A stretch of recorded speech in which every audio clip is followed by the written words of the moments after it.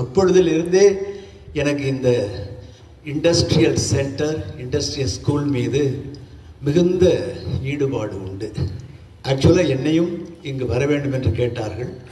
நான் நண்பர்களாக நினைத்த சிலர் இங்கே வேண்டாம் என்று சரியாக கணித்தார்கள். உங்களுடைய தந்தை அன்மூவ்டு மூவர் என்று சொல்லுவேன். என்ன சொல்லுவேன்? அன்மூவ்டு மூவர். அங்கே இங்கேயும் ஓடி சும்மா இருப்பதற்கே அல்லும் பகலும் எனக்கு ஆசை பராபரமேன்னு சொல்கிறாங்கல்ல, அது மாதிரி அங்கே இங்கேயும் ஓடுறது மாதிரி தெரியாது. ஆனால் எல்லாரையும் ஓட வச்சுக்கிட்டு உட்காந்துக்கிட்டே இருப்பார். செய்திகள் எப்படித்தான் அவருக்கு வரும்னே நமக்கு தெரியாது. அந்த அளவுக்கு அவர் ஒரு ஆண்டனா மாதிரி. அதுவும் நீங்கள் பார்த்தீங்கன்னா ஒரு இனத்துக்காரர்களிடமிருந்து மட்டுமல்ல, எல்லோரையும் அரவணைக்கக்கூடிய ஒரு விசால பார்வையால் அண்டத்தை விழுங்கு என்று பாரதிதாசன் சொன்னானே, அதற்கு ஒரு சிறந்த எடுத்துக்காட்டு நமது ஆரோக்கியசாமி தந்தை. நான் ஆரோக்கியசாமி போன்றவர்களை ஆழ்வார்கள் என்று சொல்வேன். ஒரு 12 பேர். நேற்று சொன்னேன், ஆரோக்கியசாமி நீங்கள் கவலைப்படாதீங்க, பிஷப் தேவதாசி இருந்தாலும் நீங்கள் 1000 பொன், அவர் இல்லாவிட்டாலும் நீங்கள் 1000 பொன் என்று சொன்னேன். அவருக்கு மட்டுமல்ல, இவருக்கும் இவர் 1000 பொன். இப்பொழுது வந்திருக்கிற ஆயர் டி சகாயராஜ ஆண்டகை அவர்களுக்கும் இவர் 1000 பொன் தான். எல்லோருக்கும் 1000 பொன் தான். அந்த முறையில் இவ்வளவு உடல்நல சோர்வு இருந்தாலும் சோர்வின் மத்தியிலும் ஒரு தீர்க்கமான திண்ணமுற வேண்டும் என்று தன்னுடைய சிந்தனைகளை வளப்படுத்தி இந்த நிறுவனத்தை ஏதாவது கட்டிக்கொண்டே இருக்கிறார், ஏதாவது வரைந்து கொண்டே இருக்கிறார், எப்படியாவது முன்னேற்ற வேண்டும் என்று தன்னை ஈடுபடுத்தி கொண்டிருக்கிறார். பலர் இதை விட்டு விடுவார்கள். இவ்வளவு நோய் இருக்கிறதே, நான் ஓய்வு எடுத்துக் கொள்கிறேன். நான் ஒரு கதை கூட சொல்லுவேன். இந்த நண்டு, அப்புறம் நத்தையினுடைய ஆண்டு காலம் 12 மாதம்தான். ஆனால் நண்டு தோட்டுக்கு பக்கத்தில் இருக்கிற நத்தையினுடைய ஆண்டு காலம் 24. டபுள் ஆகுது. லாங்குவிட்டின் பேர். அதாவது எலிக்சீர் அப்படின்னா ரொம்ப நாள் வாழ்கிறதுனுடைய மர்மம். அது என்னென்னா, எதிரியே இல்லை, எனக்கு எந்த ஒரு சவாலும் இல்லைன்னு இருக்கிறவர்களுக்கு வாழ்நாள் குறைவு.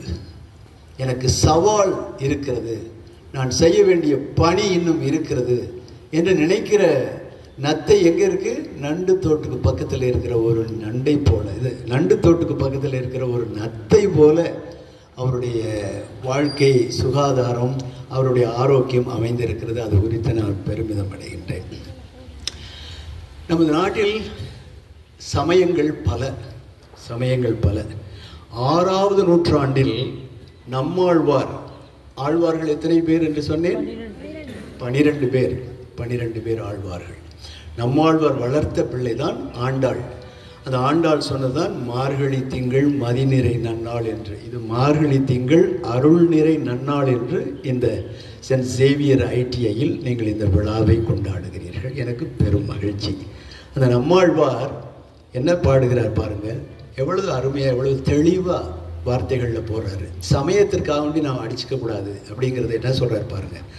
அவரவர் தமதமது அறிவறி வகை வகை, அவரவர் இறையவர் என அடி அடைவார்கள்.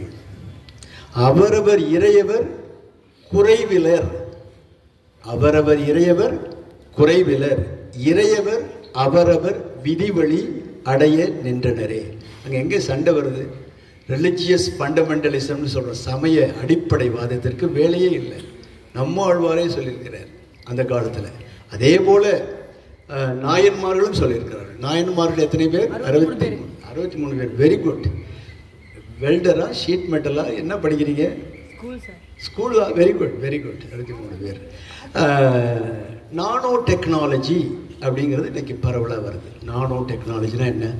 பெரியதை சிறியதாக்கி, சிறியதை அதன் முரண்பாடுகளோடு பார்ப்பது. இந்தியா, தமிழ்நாடு பெரியதை சிறியதாக்கி, நமது ஊரிலே அதனுடைய முரண்பாடுகளோடு வேறு வேறு குல தெய்வங்களை கும்பிடுபவர்கள் இருக்கிறார்கள், வேறு வேறு இறைவர்களை வழிபடுபவர்களை நாம் பார்க்கிறோம், வேறு வேறு இன வேற்றுமைகளை நாம் பார்க்கிறோம். நுணுகி வேறுபடல், பெருகி ஒன்றுபடல் என்பதுதான் இன்றைக்கு நமக்கு முன் இருக்கின்ற ஒரு சவால்.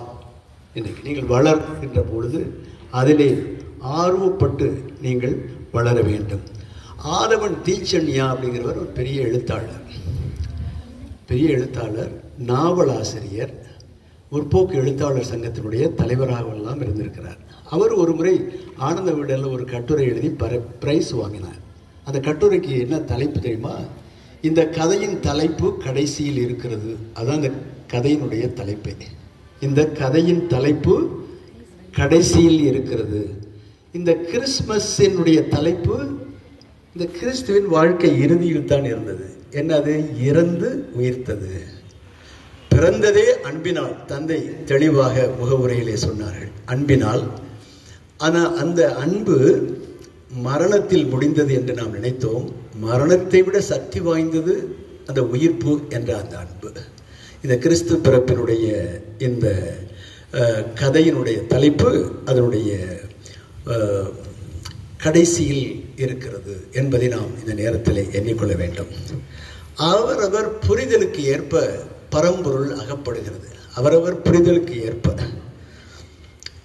தெளிவு தேவைப்படுபவர்களுக்கு கடவுள் நடராஜரை போல தோன்றுவார்.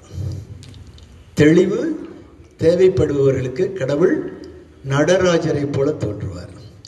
தெளிவு தேவையில்லை, அடையாளம் மட்டும் போதும் என்பவர்களுக்கு அந்த பரம்பொருள் லிங்கமாக தோன்றும். இன்னும் எனக்கு தெளிவு இருக்கிறது, நான் ஒரு அனுபூதி ஆன்மீகத்தில் இருக்கிறேன். காக்கை சிறகனிலே நந்தலாலா உன் கரிய நிறம் தோன்றுதடா நந்தலாலா என்று பாடக்கூடிய அளவிற்கு எனக்கு ஆன்மீகத்திலே முதிர்ச்சி இருக்கிறது என்று சொல்லுபவர்களுக்கு இந்த அண்ட வெளிதான் கடவுளுடைய பிரசன்னம். அதே போல விவிலியத்திலும் நாம் பார்க்கலாம். உயிர்த்த பின் இயேசு மதலேன் மரியாளை பேர் சொல்லி மரியே